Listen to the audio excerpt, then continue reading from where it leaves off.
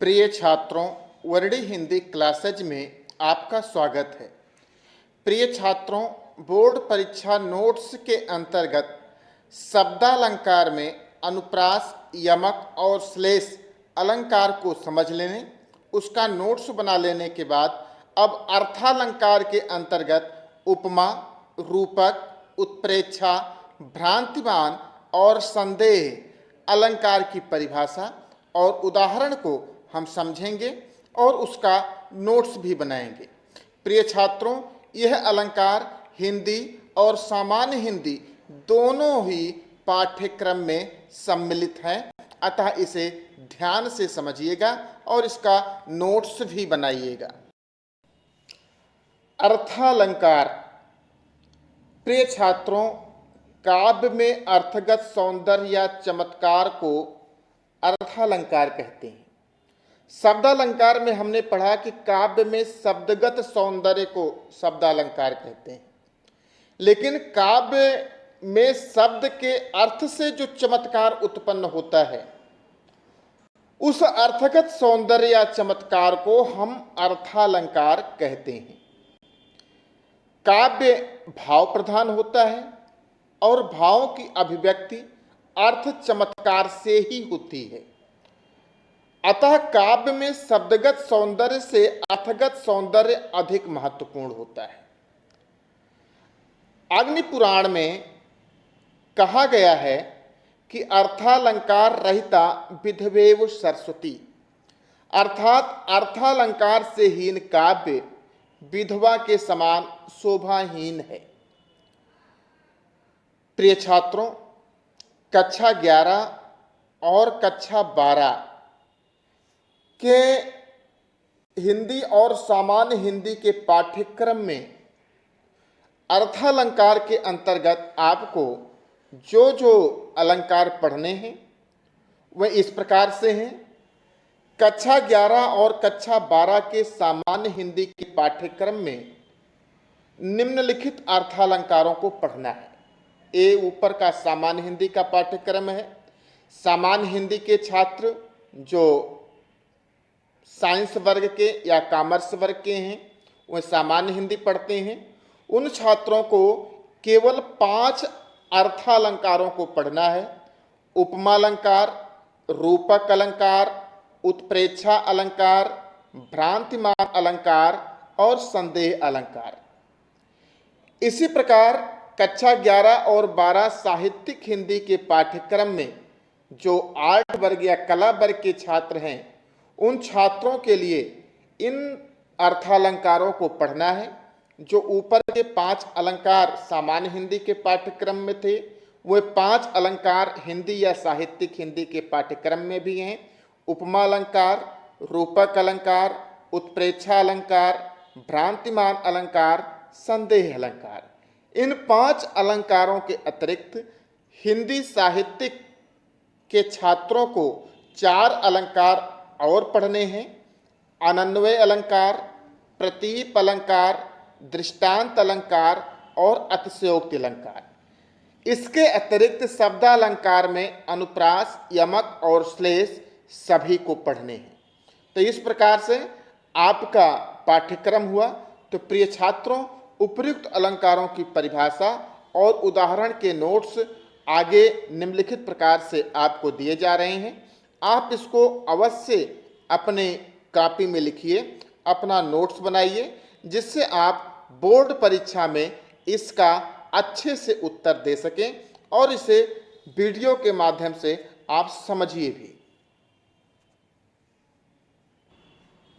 सबसे पहला अलंकार है उपमा अलंकार। इसकी हम परिभाषा सीखेंगे। उपमा अलंकार के कितने अंग होते हैं उसको जानेंगे। उदाहरण इसका जानेंगे, उसका स्पष्टीकरण सीखेंगे और उपमा अलंकार के कितने भेद होते हैं उसको हम जानेंगे। तो प्रिय छात्रों, उपमा का अर्थ है सादृश्य, समानता या तुल्यता। उप का अर्थ होता है समीप और मा का अर्थ होता है तोलना। अर्थात उपमा का अर्थ है दो वस्तुओं को समीप रखकर तोलना, सादृश्यता बताना, समानता बताना या उनकी तुल्यता करना। अतः जहां पर उपमेय की उपमान से उसके किसी समान धर्म के आधार पर समानता या तुलना की जाए, वहां पर उपमा अलंकार होता है। बस ये हुई आपकी परिभाषा। अब हम देखेंगे उपमा अलंकार के अंग।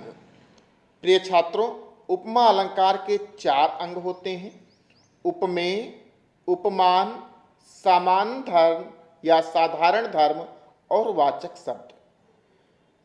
जिस वस्तु की तुलना की जाए वह उपमेय है और जिससे तुलना की जाए वह उपमान है। जैसे अगर हम कहें कि सीता का मुख चंद्रमा के समान सुंदर है, तो सीता की तुलना की जा रही है, इसलिए सीता उपमेय है। और सीता की तुलना चंद्रमा से की जा रही है, इसलिए चंद्रमा उपमान है। समान धर्म या साधारण धर्म, उपमेय और उपमान दोनों की समानता रखने वाला धर्म क्या है? उनकी सुंदरता, इसलिए समान धर्म है। और वाचक शब्द तुलना या समानता व्यक्त करने वाले शब्द को हम वाचक शब्द कहते हैं। जिस शब्द से हम तुलना या समानता व्यक्त करें वो है वाचक शब्द। प्रिय छात्रों, इसका एक उदाहरण देख लें, हम अच्छे तरीके से समझ जाएंगे। जैसे एक चौपाई है कि कोऊ नहीं गुनई राव नहीं बोला, पीपल पात सरिस मन डोला। अब देखो यहाँ पर नीचे वाली लाइन, पीपल पात सरिस मन डोला, यहाँ पर मन डोल रहा है। कैसे डोल रहा है? जैसे पीपल का पत्ता हल्की हवा चलने पर भी बहुत अधिक हिलने लगता है, उसी प्रकार से मन भी थोड़े से भी शंका होने पर, थोड़ा सा ही भी भय होने पर विचलित होने लगता है। तो उपयुक्त चौपाई में उपमान यहाँ पर पीपल पात है, उपमेय मन है, साधारण धर्म दोनों डोल रहे हैं, विचलित हो रहे हैं या हिल रहे हैं। वाचक शब्द यहाँ पर सरिस का प्रयोग है, इसलिए यहाँ पर चारों अंग उपमा अलंकार के मौजूद हैं: उपमेय, मन, उपमान, पीपल का पत्ता, साधारण धर्म डोलना या हिलना और वाचक शब्द सरिस। इसलिए यहाँ पर उपमा अलंकार के चारों अंग विद्यमान हैं, अतः यहाँ पर उपमा अलंकार है। इसके बाद आपको एक हेडिंग्स और जोड़नी पड़ेगी कि उपमा अलंकार के 3 भेद होते हैं। पहला पूर्णोपमा, लुप्त उपमा और मालोपमा।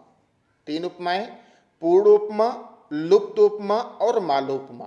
प्रिय छात्रों, इन भेदों के आपकी ना तो परिभाषा लिखनी है, ना तो आपको उदाहरण लिखने हैं। आपको तो सिर्फ इतना हिस्सा लिख देना है कि उपमा अलंकार की आपने परिभाषा दी, उपमा अलंकार के 4 अंग होते हैं, उपमा अलंकार का आपने उदाहरण लिखा, स्पष्टीकरण लिखा और आपने लास्ट में केवल एक लाइन में दे दिया कि उपमा अलंकार के 3 भेद होते हैं: पूर्ण उपमा, लुप्त उपमा और मालोपमा। ना तो आप इसकी परिभाषा लिखोगे, ना तो आप इसका उदाहरण लिखोगे, क्योंकि आपसे सिर्फ उपमा अलंकार की परिभाषा और उदाहरण पूछा जा रहा है।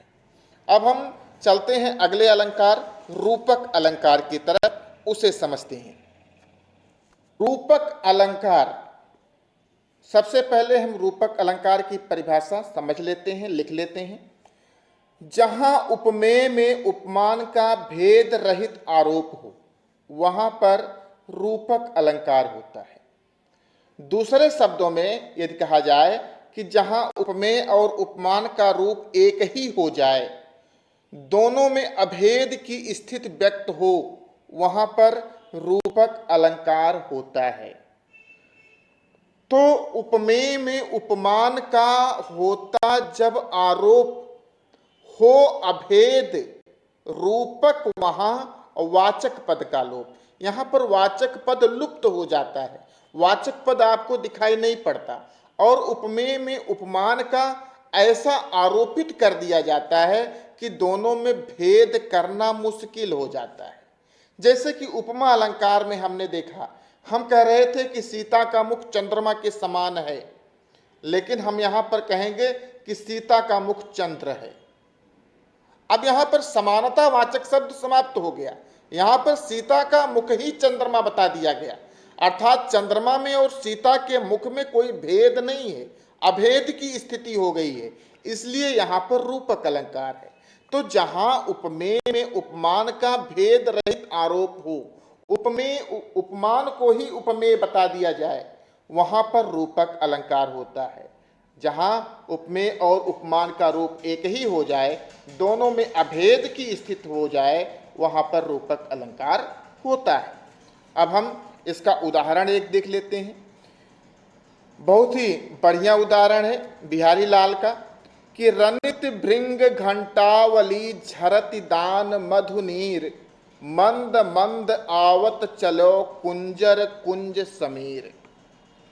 प्रिय छात्रों, उपर्युक्त उदाहरण में समीर अर्थात वायु में हाथी का, भृंग अर्थात भौरे में घंटे का, दान में मद जल का, हाथी के मद जल का आरोप किया गया है। इस प्रकार वायु के अवयवों पर हाथी का आरोप होने के कारण और अभेद की स्थिति होने के कारण यहाँ पर रूपक अलंकार है। रणित भृंग घंटावली झरित दान मधुनीर, मंद मंद आवत चलो कुंजर कुंज समीर। तो यहाँ पर समीर का अर्थ है वायु और कुंज का अर्थ है हाथी। हाथी और समीर में यहाँ पर अभेद की स्थिति की गई है। तो भृंग में घंटावली, भृंग घंटावली, भृंग में घंटे का, और दान में हाथी के मधुनीर अर्थात मद जल का, और समीर में कुंजर कुंज, समीर में हाथी का आरोप कर दिया गया है। इस प्रकार वायु के अवयवों पर हाथी का आरोप होने के कारण और दोनों में अभेद की स्थिति होने के कारण यहाँ पर रूपक अलंकार है। प्रिय छात्रों, जिस तरह से उपमा अलंकार के 3 भेद होते थे, उसी प्रकार से रूपक अलंकार के भी 3 भेद हैं। पहला है सांग रूपक, दूसरा है निरंग रूपक और तीसरा है परंपरित रूपक। आपको इतना केवल लिख देना है कि रूपक अलंकार के 3 भेद होते हैं, सांग रूपक, निरंग रूपक और परंपरित रूपक। आपका ना तो इसको परिभाषित करना है, ना तो उदाहरण देना है, बस इतना सा आपको लिख देने से आपका पूरा प्रश्न का उत्तर संपूर्ण हो जाएगा। अब हम उपमा रूपक के बाद अब हम चलते हैं उत्प्रेक्षा अलंकार की तरफ, उसे समझते हैं। उत्प्रेक्षा अलंकार, सबसे पहले उत्प्रेक्षा अलंकार की परिभाषा, जहां उपमेय में उपमान की संभावना की जाती है वहां उत्प्रेक्षा अलंकार होता है। वहां पर संभावना की जा रही है नहीं, लेकिन संभावना की जा रही है। उत्प्रेक्षा को व्यक्त करने के लिए प्रायः मनु, मनोह, मानो, जानो, जानो आदि वाचक शब्दों का प्रयोग किया जाता है। इसको एक दूसरे रूप में समझ लेते हैं। प्रिय छात्रों, जैसे आपको उपमा अलंकार बताया गया, इसका एक ही उदाहरण लेकर हम आपको समझाते हैं कि उपमा अलंकार में हमने कहा कि सीता का मुख चंद्रमा के समान है। इसमें उपमेय भी आया, उपमान भी आया, वाचक शब्द भी आया और साधारण धर्म भी आया। लेकिन जब हमने रूपक अलंकार आपको समझाया तो हमने कहा सीता का मुख चंद्र है, तो यहाँ पर वाचक शब्द लुप्त हो गया, उपमेय और उपमान में अभेद की स्थिति हो गई। यहाँ पर समानता नहीं बतलाई जा रही है, यहाँ पर चंद्रमा को ही सीता का मुख बतला दिया गया, तो यहाँ पर अभेद की स्थिति हो गई, इसलिए रूपक अलंकार हो गया। लेकिन जब यही चीज उत्प्रेक्षा अलंकार में आएगा तो हम कहेंगे सीता का मुख मानो चंद्रमा है। चंद्रमा है नहीं, सीता का मुख इतना सुंदर है कि मान लो जैसे कि सीता का मुख चंद्रमा हो। तो यहाँ पर संभावना व्यक्त की जा रही है। तो जहाँ उपमेय में उपमान की संभावना की जाती है या कल्पना की जाती है, उपमेय में उपमान की संभावना या कल्पना उत्प्रेक्षा अलंकार है, वह मुख है मानो चंद्रमा। कविता के रूप में भी याद कर सकते हैं आप, उपमेय में उपमान की संभावना या कल्पना उत्प्रेक्षा अलंकार है, वह मुख है मानो चंद्रमा। यहाँ पर मान लिया गया, संभावना की गई, तो वहाँ पर उत्प्रेक्षा अलंकार होता है। इसमें मनु मनोहु मानो, जानेहु जानो आदि वाचक शब्दों का प्रयोग किया जाता है। उदाहरण हम देख लेते हैं, बहुत ही बढ़िया उदाहरण है।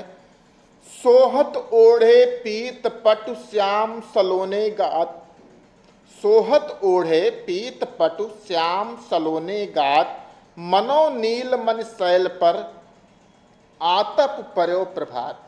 श्याम श्रीकिरण सलोने गात, सांवले शरीर के हैं, ऊपर से पीतांबर वस्त्र, पीत पट पहने हुए, पीतांबर वस्त्र पहने हुए हैं, तो वे वैसे शोभायमान हो रहे हैं कि जैसे कि नीलमणि पर्वत पर सुबह की, प्रातः काल की, प्रभात की, सूर्य की पीली पीली किरणें पड़ रही हों और वह नीलमणि पर्वत शोभायमान हो रहा।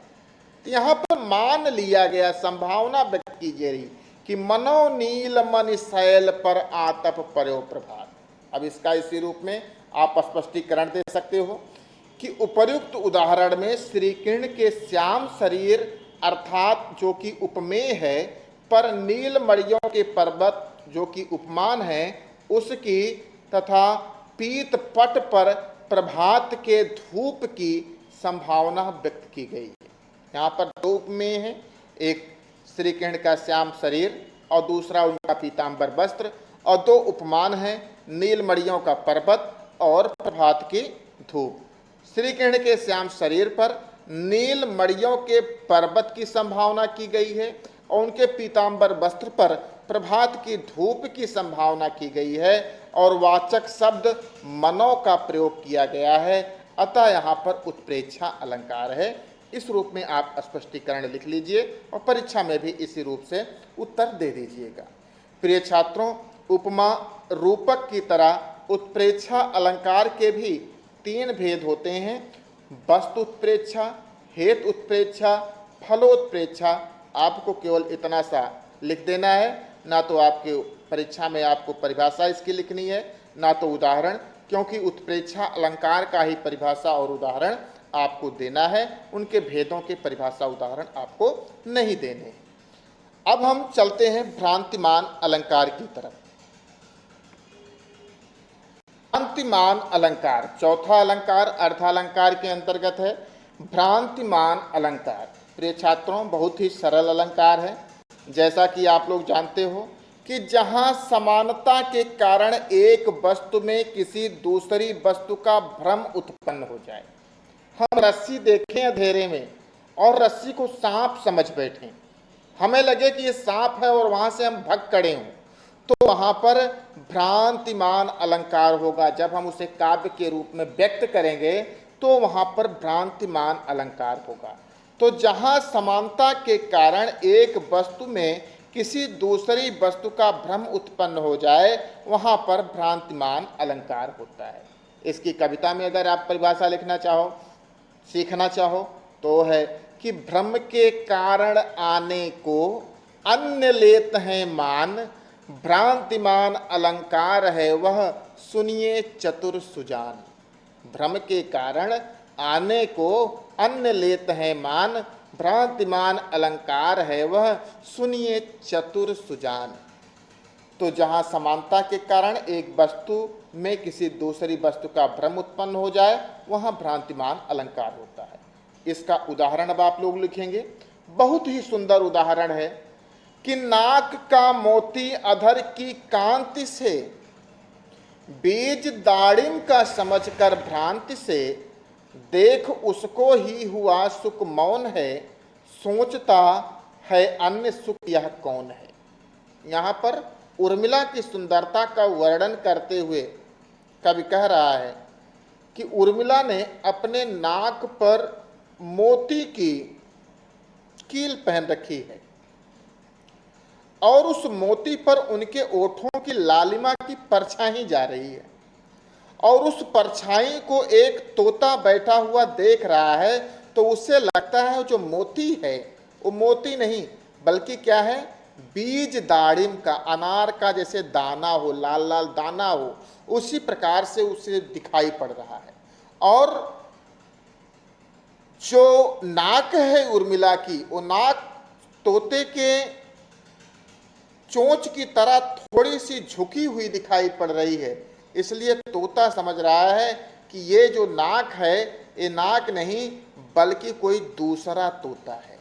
देख उसको ही हुआ सुख मौन है, और सोचता है अन्य सुख या कौन है।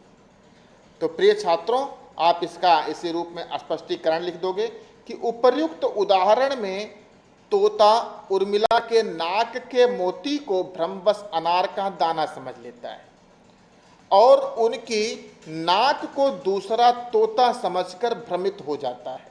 अतः यहाँ पर भ्रांतिमान अलंकार है। तो प्रिय छात्रों, इस प्रकार से भ्रांतिमान अलंकार का परिभाषा, उदाहरण और स्पष्टीकरण के बाद हम संदेह अलंकार को समझते हैं। उसके परिभाषा, उदाहरण और स्पष्टीकरण को देखते हैं। अलंकार, पांचवा अलंकार अर्थालंकार में संदेह अलंकार। सबसे पहले इसकी परिभाषा, जहां अत्यधिक समानता के कारण एक वस्तु के संबंध में अनेक वस्तुओं का संदेह हो जाए और समानता के कारण अनिश्चय की मनोदशा बनी रहे, वहां संदेह अलंकार होता है। की, किधों, कैधो आदि इसके वाचक शब्द हैं। प्रिय छात्रों, संदेह अलंकार और भ्रांतिमान अलंकार में एक बहुत ही मामूली अंतर है कि भ्रम के कारण हम मान लेते हैं कि रस्सी को हमने सांप मान लिया और हम तुरंत वहां से भाग खड़े होते हैं, उससे बचने या उसे मारने का उपक्रम करने लगते हैं। किंतु संदेह अलंकार में भ्रम की स्थिति बनी ही रहती है, माना नहीं जाता। अत्यधिक समानता के कारण एक वस्तु के संबंध में अनेक वस्तुओं का संदेह हो जाता है, तो वहां पर हम समानता के कारण अनिश्चय की मनोदशा बनी रहती है, इसलिए वहां संदेह अलंकार होता है। जबकि भ्रांतिमान में हम तुरंत किसी को क्या कुछ समझ के मान लेते हैं और उससे बचने का उपक्रम करने लगते हैं। जैसे इसका एक उदाहरण है, बहुत ही प्रसिद्ध उदाहरण है कि सारी बिच नारी है कि नारी बिच सारी है, सारी की ही नारी है कि नारी ही की सारी है। द्रौपदी का चीर हरण करते समय दुशासन जब साड़ी खींचते खींचते थक गया तो उसे भ्रम हो गया कि ये स्त्री है या साड़ी है, ये साड़ी के बीच में स्त्री है क्या नारी के बीच में पूरी साड़ी भरी हुई है, या ये नारी ही पूरी साड़ी की बनी हुई है, या किसी नारी ही की साड़ी है। तो इस तरह से दुशासन को भ्रम नहीं होता, यहाँ पर संदेह हो जाता है।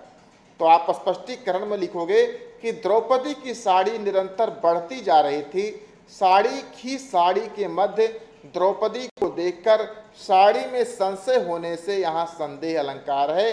वाचक शब्द की या की का प्रयोग भी यहाँ पर हुआ है। तो प्रिय छात्रों, इस प्रकार से ये 5 अलंकार अर्थालंकार के हमने आपको पढ़ाए। यह अलंकार सामान्य हिंदी और साहित्यिक हिंदी दोनों के पाठ्यक्रम में सम्मिलित हैं। इसके अलावा शब्दालंकार के अनुप्रास, यमक और श्लेष अलंकार भी सामान्य हिंदी और साहित्यिक हिंदी दोनों के छात्रों को पढ़ना है। इनका नोट्स आप लोग अवश्य बना लीजिएगा, जिससे परीक्षा में आप इसका समुचित उत्तर दे सकें। यह वीडियो आपको कैसा लगा, आप इस पर अपने कमेंट हमें अवश्य कीजिएगा, जिससे हम आपको और भी अच्छे अच्छे वीडियो बनाकर अपलोड करते रहें। धन्यवाद। अपने साथियों में भी शेयर कीजिएगा।